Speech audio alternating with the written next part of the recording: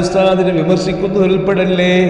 കാരണം എന്തേ മുഅ്മിനീങ്ങളെ, ആ മഅദനി ഉസ്താദിനെ മനസ്സിലാക്കുന്നവരെ, എനിക്ക് നിങ്ങളോട് പറയാനുള്ള അദ്ദേഹം ചെയ്തത് വല്ലാത്ത ത്യാഗങ്ങളാണ്. അദ്ദേഹം ചെയ്തത് ജീവിതത്തിൻ്റെ പകുതി ഭാഗവും തൻ്റെ കാര്യബോധങ്ങൾക്ക് വേണ്ടി ഇസ്ലാമിൻ്റെയും ഇസ്ലാമികമായ ബന്ധങ്ങളുമായി ബന്ധപ്പെട്ടുകൊണ്ട് ചലനം നടത്തിയ തേരോട്ടം നടത്തിയ മനുഷ്യനാ. വല്ലാത്ത വേദനകൾ നിന്ന മനുഷ്യനാ, വല്ലാത്ത പ്രതിസന്ധികൾ നേരിട്ട മനുഷ്യനാ.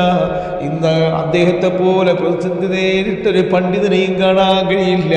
അത്രയോളം വേദന തിന്ന, അത്രത്തോളം നെഞ്ചകം ഇടിച്ചു കയറുന്നതായ വേദനകൾ തിന്ന ഒരു മഹാമനുഷ്യാണ് അബ്ദുൽ നാസർ മഅദനി. ദീനിൻ്റെ കാര്യങ്ങളും പ്രവാചകന്റെ കാര്യങ്ങളും പ്രവാചക പ്രഭു മുഹമ്മദ് മുസ്തഫ സല്ലല്ലാഹു അലൈഹി വസല്ലമ തങ്ങളുടെ ജീവിതങ്ങളും ദർശനങ്ങളും വസ്തുനിഷ്ഠമായി പ്രതിപാദിച്ചു പോയൊരു പണ്ഡിതവര്യനാ. ഇന്നും ജീവിച്ചിരിക്കുന്ന രക്തസാക്ഷിയാ.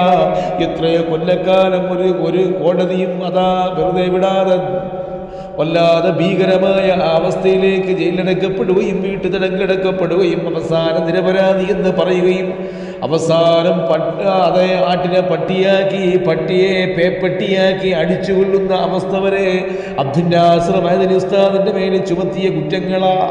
താൻ ചെയ്ത തെറ്റെന്തെന്നറിയാതെ ദീനിനെയും പറഞ്ഞതിൻ്റെ പേരിൽ, പ്രവാചകനെ കുറിച്ച് പറഞ്ഞതിൻ്റെ പേരിൽ, ഖബറിനെ കുറിച്ച് പറഞ്ഞതിൻ്റെ പേരിൽ, മുസ്ലിമീങ്ങൾ വേട്ടയാടപ്പെടുന്നു എന്ന് പറഞ്ഞതിൻ്റെ പേരിൽ, ആരും പറയാനില്ലാത്ത കാലത്ത്, ആരും എഴുതാനില്ലാത്ത കാലത്ത്, ആരും പ്രസംഗിക്കാനില്ലാത്ത കാലത്ത് വിളിച്ചു പറഞ്ഞത് ഇന്നലെ നടന്ന സംഭവങ്ങൾ ഇന്നത്തെ പോലെ വിളിച്ചു പറഞ്ഞ മനുഷ്യനല്ലേ. ഇന്നതാ 60-70 വയസ്സിൻ്റെ പ്രായത്തിൻ്റെ അതിൻ്റെ ആ അവസ്ഥയിലെത്താത്തതിന് മുമ്പ് തന്നെ തൻ്റെ ശരീരം ഒന്നുമല്ലാതെ വല്ലാത്ത രോഗിയായി അടിമപ്പെടുമ്പോഴും തൻ്റെ ദീനിന് വേണ്ടി, തൻ്റെ സമൂഹത്തിന് വേണ്ടി, തൻ്റെ സമുദായത്തിന് വേണ്ടി അവസാന അവനാഴിയും അതാ മാറ്റിവെച്ച മനുഷ്യനല്ലേ. ഇന്നും അദ്ദേഹത്തിൻ്റെ പ്രസ്ഥാനങ്ങളും അദ്ദേഹം ചെയ്ത സേവനത്തിൻ്റെ പാതകളും ജനങ്ങളുടെ മനസ്സിൽ വല്ലാതെ മാറ്റത്തിൻ്റെ അഗ്നിശോല കൊളുത്തിവിടുന്നില്ലേ.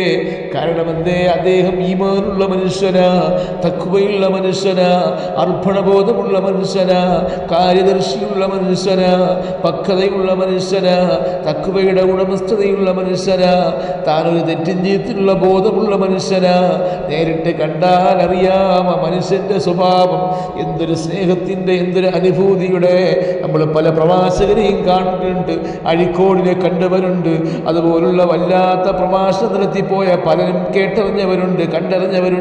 പക്ഷേ അവരിൽ നിന്നും കിട്ടാത്ത വൈഭവങ്ങൾ, അവിടെ നിന്നും കിട്ടാത്ത പ്രസിദ്ധമായ ഒരു ഇടപെടലുകൾ ആ മനുഷ്യൻ്റെ ഭാഗത്ത് ഈ സമുദായത്തിനും ലോക മുസ്ലിമീങ്ങൾക്കും ഉണ്ടായിട്ടുണ്ട്.